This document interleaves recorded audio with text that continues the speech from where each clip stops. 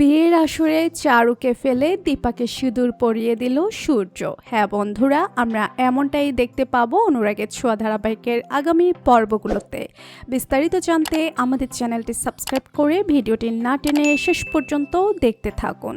সোনাসহ সেনগুপ্ত বাড়ির সবাই যখন সূর্য আর চারুর বিয়ে নিয়ে হই হুল্লোড় করতে থাকে, অন্যদিকে সূর্য তখন একলা ঘরে ভাবতে থাকে কে তার স্ত্রী ছিল, কার সাথে তার আগে বিয়ে হয়েছিল, কেই বা তার সন্তান সোনার মা, কেন তার কোনো কিছু মনে পড়ে না। তবে সূর্য স্মৃতিতে আরও অনেক কিছুই আসে, তার মধ্যে বারবার সে তার স্ত্রীকে ক্রিমিনাল এমনটাই ভাবতে থাকে। তাই সূর্য আর এসব কিছু ভাবে না। সূর্য ভাবে যে করেই হোক সবার কথা মতো চারুকেই তাকে বিয়ে করতে হবে।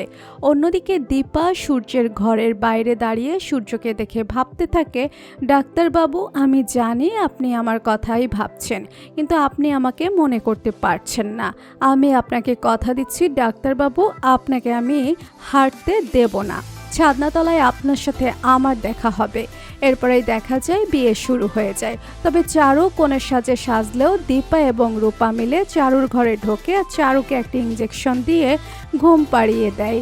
কনের সাজে দীপা নিজেই সাজে এবং কনের সাজে সেজে ঘুমটা টেনে দীপা ছাদনাতলায় গিয়ে হাজির হয়।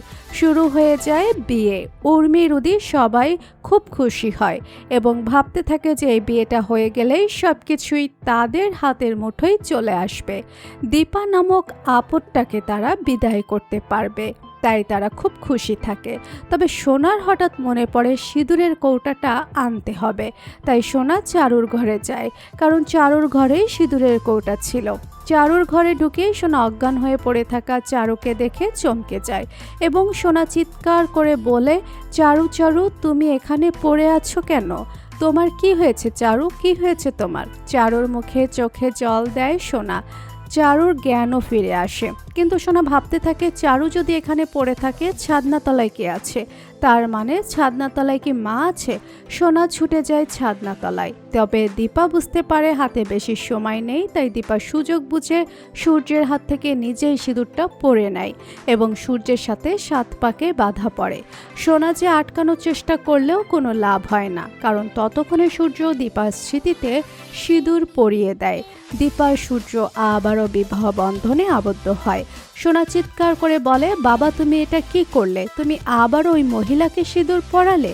দীপা ছুটে এসে সোনাকে বলে, সোনা এটা তোর বাবা আর আমার 7 জন্মের বন্ধন, এত সহজ না এই বন্ধন ছিঁড়ে ফেলা, এই বন্ধন নষ্ট করা।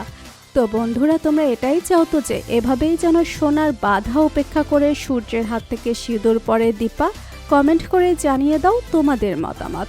আর আমাদের চ্যানেলে নতুন হয়ে থাকলে চ্যানেলটি সাবস্ক্রাইব করে রাখুন, যেন অনুরাগের ছোঁয়া ধারাবাহিকের যে কোনো আপডেট ভিডিও সবার আগে পৌঁছে যায় আপনাদের কাছে। ধন্যবাদ সবাইকে।